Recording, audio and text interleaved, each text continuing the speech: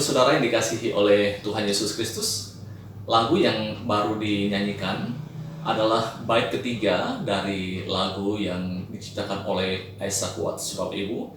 Dan syair dari bait yang ketiga ini sesuatu yang luar biasa. Ini adalah respon manusia ketika sudah menikmati, mengalami yang namanya kasih karunia daripada Tuhan. Nah, saya akan mengajak kita untuk memperhatikan kata demi kata yang dituliskan oleh Isaac Watts dalam bait yang ketiga ini. Untuk balaskan kasihnya, kuserahkan diriku, rela layani dia selalu sepanjang umurku. Nah, Bapak Ibu Saudara dikasihi oleh Tuhan Yesus Kristus, di sana ada kata balaskan. Nah, apakah berarti bahwa kalau kemudian dituliskan kata balaskan di sini berarti kita manusia ini bisa membalas apa yang Tuhan sudah berikan kepada kita? Apakah ini berarti bahwa kita bisa membalas semua yang Tuhan sudah berikan kepada kita? Tentu tidak, Bapak Ibu.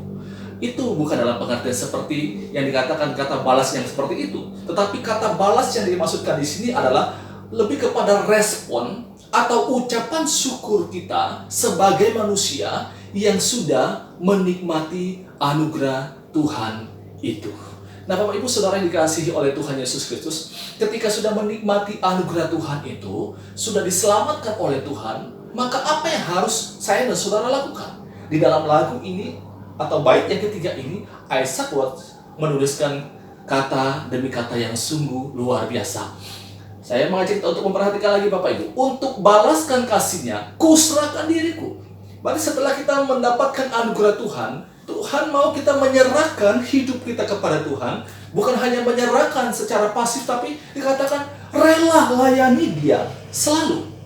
Ini artinya bahwa ada yang saya dan saudara harus kerjakan ketika kita sudah diselamatkan. Layani dia selalu. Melayani Tuhan selalu. Nah, Bapak Ibu Saudara yang dikasihi oleh Tuhan Yesus Kristus, saya tertarik pada kata selalu. Layani dia selalu. Maka ini berarti, Bapak Ibu, ketika kita bicara tentang melayani, maka bukan bicara tentang mood. Kalau hari ini saya lagi mood, maka saya akan melayani Tuhan. Tetapi kalau mood saya lagi tidak baik, saya lagi rasa bosan dan lain sebagainya, maka saya akan berhenti melayani. Di dalam bagian firman Tuhan dikatakan rela layani dia selalu. Ini artinya tidak memandang mood, ada mood atau tidak ada mood, tetap melayani Tuhan.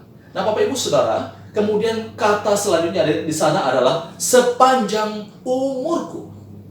Melayani Tuhan selalu dan dikatakan sepanjang umurku. Artinya melayani Tuhan tidak henti-hentinya sampai Tuhan datang menjemput saya dan saudara di dalam dunia ini. Atau dengan kata lain, sampai kita akan mengakhiri hidup kita di dalam dunia ini, kita tetap melayani dia selalu. Tidak berhenti melayani dia.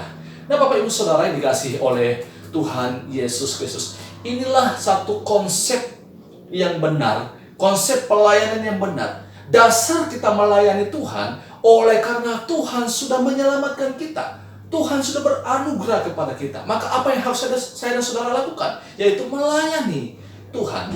Jadi urutannya sangat jelas ya, Bapak Ibu, kalau kita perhatikan dari syair yang ditulis oleh Isaac Watts ini, bahwa pertama kita harus sadar dulu. Sadar akan dosa kita. Sadar bahwa kita ini diselamatkan hanya karena oleh karena anugerah Tuhan. Dan setelah kita sadar akan dosa kita, Bapak Ibu, kita juga perlu sadar bahwa Tuhan beranugerah menyelamatkan kita, orang yang berdosa ini. Nah, setelah kita menyadari akan hal itu dan Tuhan menyelamatkan kita, maka sebagai respon saya dan saudara, kita melayani dia. Di dalam Filipi pasal 2 ayat yang ke-12 di sana mengatakan, kerjakanlah keselamatanmu dengan takut dan gentar. Ini adalah dengan firman Tuhan untuk kita pada malam hari ini. Tuhan Yesus memberkati kita semua. Amin.